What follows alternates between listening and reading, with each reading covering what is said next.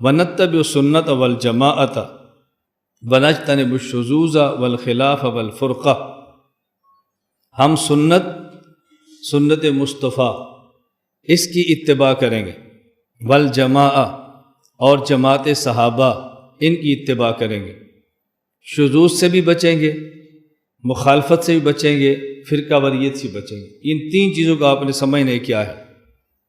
ہمارا نام اہل السنت والجماعہ ہے، اہل السنت والجماعت۔ ایک تو اس پر بات سمجھیں کہ ہمارا نام ہے اہل السنت والجماعت۔ بعض لوگ اپنا نام رکھتے ہیں اہل السنت و جماعت۔ میری اس وضاحت کے بعد آپ بعض مساجد دیکھو گے تو آپ کو سمجھ آئے گی۔ ہم اہل السنت والجماعت اور بعض رکھتے ہیں اہل السنت و جماعت۔ اہل السنت والجماعت اور اہل السنت و جماعت میں کیا فرق ہے؟ ہمارا کلمہ ہے لا الہ الا اللہ محمد الرسول اللہ صلی اللہ علیہ وسلم۔ اب یہاں لا الہ الا اللہ یا الہ دو بار ہے، الہ بغیر الف لام کے، الا اللہ الہ الف لام کے ساتھ۔ جب پہلا الہ بغیر الف لام کے ہے تو اس سے مراد خاص الہ نہیں ہے، عام الہ ہے، باطل الہ۔ اور الا اللہ اس الہ پر الف لام داخل ہوا تو اللہ بنا، یہ خاص الہ ہے، عام نہیں ہے۔ اسی طرح اہل السنت والجماعت یہ الف لام یہ خاص جماعت ہے، جماعت صحابہ رضی اللہ عنہ، اور و جماعت یہ خاص جماعت نہیں، یہ عام جماعت ہے۔ تو ہم نے سنت اسے کہنا تھا جسے خاص جماعت صحابہ ادا کرے اور سنت کہے، اس لیے ہمارا نام ہے اہل سنت والجماعت۔ اور جن لوگوں نے عام جماعت کے عمل کو لینا تھا اور اسے سنت کہنا تھا، انہوں نے والجماعت کی بجائے نام رکھا وجماعت، اس لیے وہاں بدعات کو سنت کہہ دیا جاتا ہے اور نام وجماعت رکھتے ہیں، اور ہم سنت کو سنت کہتے ہیں اور بدعت کو بدعت کہتے ہیں، اس لیے نام رکھتے ہیں اہل سنت والجماعت۔ ایک ہے سنت مصطفیٰ، ایک ہے سنت خلفاء۔ سنت خلفاء دیکھنے میں سنت خلفاء ہے، در حقیقت وہ سنت مصطفیٰ ہے رضی اللہ عنہم۔ سنت خلفاء خلیفہ ابو بکر، خلیفہ عمر، خلیفہ عثمان، خلیفہ علی رضی اللہ تعالی عنہم اجمعین۔ فَإِنَّهُ مَن يَعِشْ مِنْكُمْ بَعْدِي فَسَيَرَى اخْتِلَافًا كَثِيرًا فَعَلَيْكُمْ بِسُنَّتِي وَسُنَّتِ الْخُلَفَاءِ الرَّاشِدِينَ الْمَهْدِيِّينَ۔ میرے بعد تمہیں اختلاف نظر آئے تو میری سنت اور خلیفہ راشد کی سنت کو اختیار کرنا۔ تمسکوا بہا، سنتی و سنت الخلفاء، یہ دو سنت ہیں تو تمسکوا بہما کہنا چاہیے۔ جب مرجع دو چیزیں ہوں تو پھر تثنیہ ضمیر راجع، یہ تثنیہ کی ہوتی ہے، واحد کی نہیں ہوتی۔ وَعَضُوا عَلَيْهِمَا بِالنَّوَاجِذ، تو جب علیہما کہنا چاہیے چونکہ سنتی اور سنت خلفاء ہے، اگر فرمایا وَعَضُوا عَلَيْهَا بِالنَّوَاجِذ، علیکم بسنتی وسنت الخلفاء الراشدین المہدیین تمسکوا بہا، سنت دو ہیں تو بہما کہنا چاہیے۔ وَعَضُوا عَلَيْهَا، سنت دو ہیں تو علیہما کہنا چاہیے، لیکن بہا اور علیہا فرمایا یہ سمجھانے کے لیے کہ دیکھنے میں خلیفہ راشد کی سنت الگ ہے لیکن در حقیقت وہ سنت مصطفیٰ ہی ہے صلی اللہ علیہ وسلم۔ اس لیے ہم کہتے ہیں کہ دور خلافت راشدہ یہ دور تکمیل نبوت ہے۔ یہ بہت اہم مسئلہ ہے، توجہ سے سمجھیں۔ دور خلافت راشدہ یہ دور تکمیل نبوت ہے۔ کیا مطلب؟ یعنی وہ بعض کام جو اللہ کے نبی فرمانا چاہتے تھے اور عمر نے ساتھ نہ دیا، زندگی نے ساتھ نہ دیا، دنیا سے چلے گئے، تو وہ نبوت کی خواہشات اور وہ نبوت کی چاہتیں خلفۂ راشدین نے پوری فرمائی ہیں۔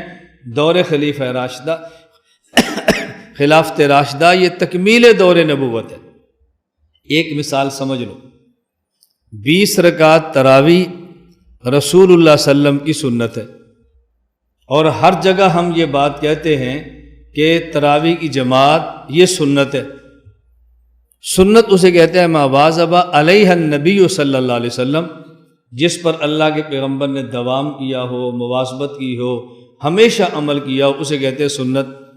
آپ نے تراویح کی جماعت 3 رات فرمائی ہے، 23 رمضان کی رات، 25 کی رات اور 27 کی رات، اور آپ نے دوام اور مواظبت جماعت پر نہیں فرمائی، تو یہ جماعت سنت کیسی ہو گئی؟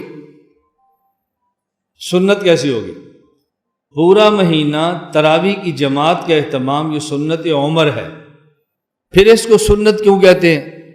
اس کی وجہ ایک ہوتا ہے دوام حقیقی اور ایک ہوتا ہے دوام سوری۔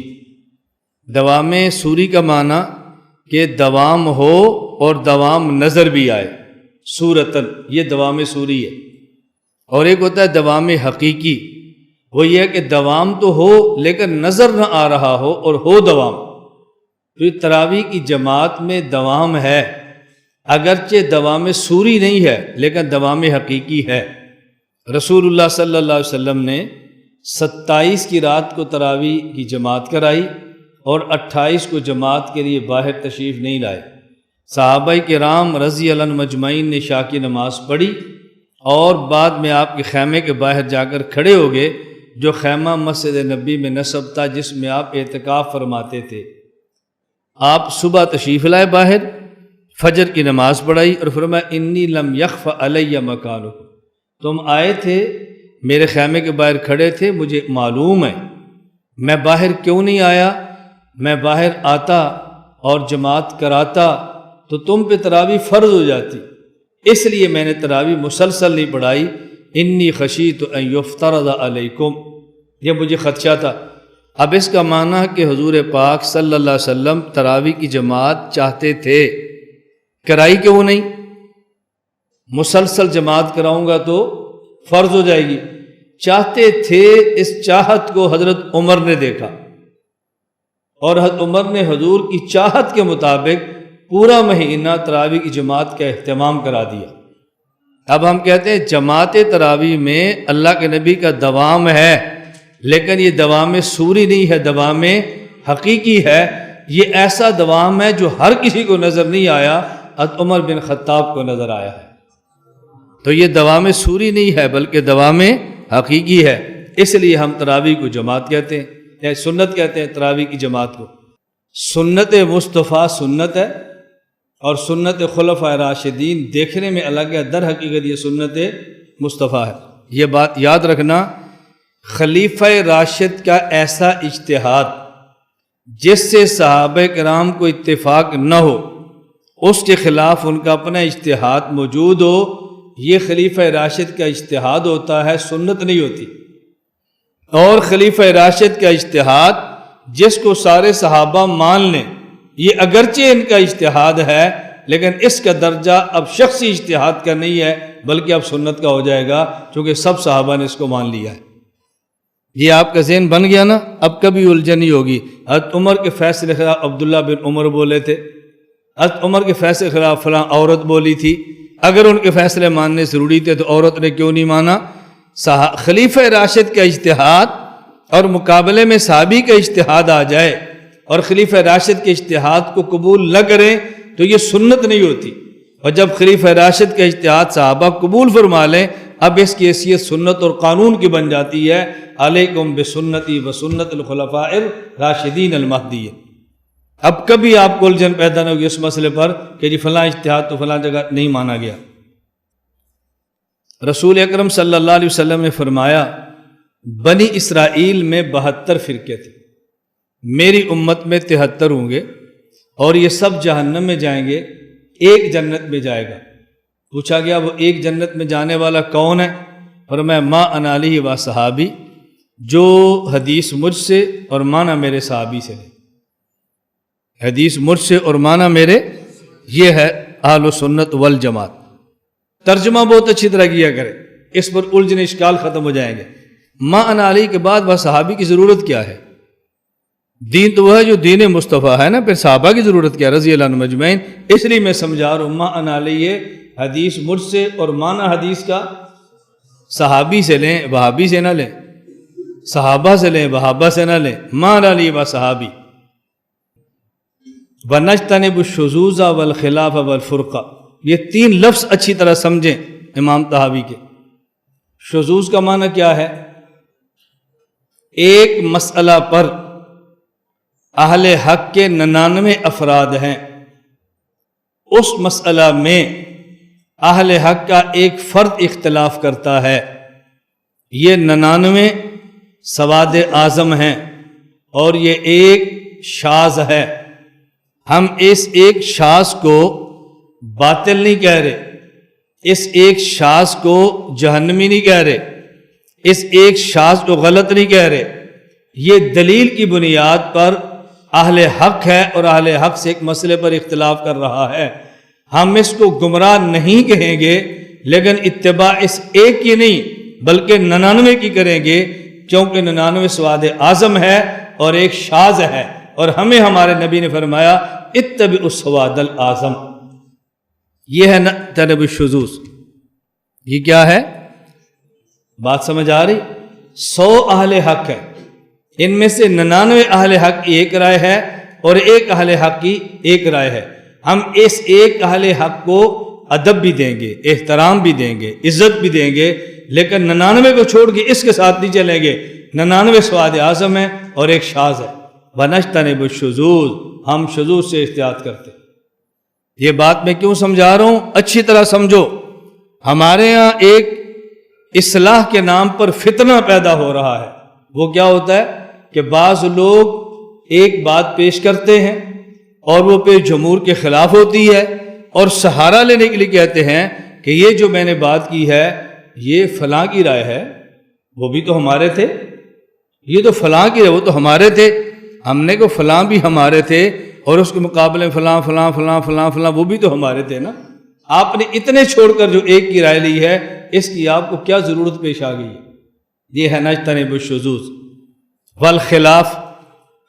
والخلاف کا معنی ایک مسئلے پر 100 اہل حق ہیں، ان کی بات نہ مانیں اور ان کے مقابلے پر ایک نئی رائے دے دیں۔ یہ جو 100% 100 اہل حق جو ایک مسئلے پر کھڑے ہیں، ان کے مقابلے میں جو رائے آئے گی ہم اس کو خلاف کہیں گے، ہم اس کی اتباع بھی نہیں کرتے، اہل حق کی رائے پر چلتے ہیں۔ والفرقہ، یہ ہے فرقہ واریت۔ اس کا مطلب کیا ہے کہ ہمارا مسلک ہی بدل جائے۔ ما انا علیہ و صحابی ایک یہ فرقہ ہے، ما انا علیہ اصحابی کو چھوڑ دیں ایک یہ فرقہ ہے۔ ہم فرقہ واریت کے قائل نہیں ہیں۔ قرآن مانتے ہیں، حدیث نہیں مانتے، الفرقہ۔ قرآن حدیث مانتے ہیں، صحابہ کو نہیں مانتے، الفرقہ۔ قرآن صحابہ حدیث کو صحابہ کو مانتے ہیں لیکن فقہا کو نہیں مانتے، الفرقہ۔ ہم فرقہ واریت کے بھی قائل نہیں ہیں، قرآن کریم کو بھی مانتے ہیں، اللہ کے نبی کو بھی مانتے ہیں، صحابہ کرام کو بھی مانتے ہیں، فقہا اور مجتہدین کو بھی مانتے ہیں۔ ہم فرقہ واریت پہ پڑھ کے ایک نیا فرقہ نہیں بناتے، بلکہ جو تسلسل سے ایک فرقہ چلا آ رہا ہے ہم خود کو اسی کے ساتھ رکھتے ہیں۔ میں کہہ رہا ہوں جس پر ہمارے یہ بھی ایک فرقہ ہے، ہمیشہ یاد رکھو، فرقہ کے لفظ سے مت بدکو، فرقہ کے لفظ سے مت دوڑو، یہ بات ذہن نشین کر لو۔